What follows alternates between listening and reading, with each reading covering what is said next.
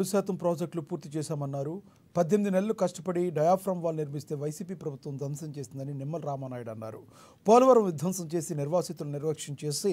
diaphragm వాల్ను ధ్వంసం చేసిన జగన్కు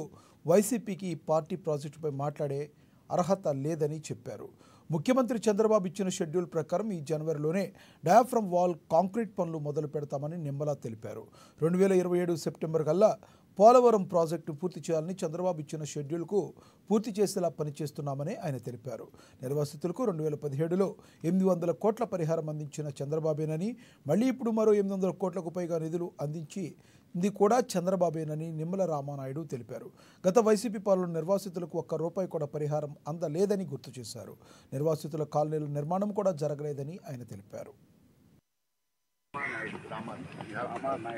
parliament standing committee chairman Rajiv Pratap Rudy గారి ఆయన సారథ్యంలో 30 మంది పార్లమెంట్ సభ్యులు, 20 లోక్సభ 10 రాజ్యసభ సభ్యులతో ఈరోజు స్టడీ టూర్ గా పోలవరం ప్రాజెక్టు విచ్చేసినప్పుడు వాళ్ళకి కూడా మన ప్రభుత్వం తరఫున ఇక్కడ స్వాగతం పలికి ఏదైతే ఈ యొక్క ప్రాజెక్టుకు సంబంధించిన ఫీల్డ్ విజిట్, అదేవిధంగా ఆ యొక్క మెంబర్స్ తో ఒక రివ్యూ కూడా ఈరోజు పోలవరంలో నిర్వహించుకోవడం జరిగిందనే విషయాన్ని సందర్భంగా తెలియజేస్తూ,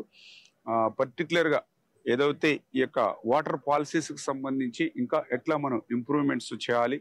ఈ రివర్స్ లింకింగ్ ఏదైతే ఉందో, ఎందుకంటే అక్కడ నరేంద్ర మోడీ గారు అదేవిధంగా ఇక్కడ చంద్రబాబు నాయుడు గారు కూడా కళ ఒకటే, ఈ దేశంలో ఉన్నటువంటి నదులు కానీ ఈ రాష్ట్రంలో ఉన్నటువంటి నదులను కానీ అనుసంధానం చేస్తే భవిష్యత్తులో 1-2 సంవత్సరాలు వర్షాలు సవ్యంగా పడకపోయినా కూడా వాటర్ మేనేజ్మెంట్ చేసేటువంటి అవకాశం ఉంటుందనేది ఏదైతే రివర్ లింకింగ్ ఏదైతే ఉందో, నదుల అనుసంధానం ఏదైతే ఉందో,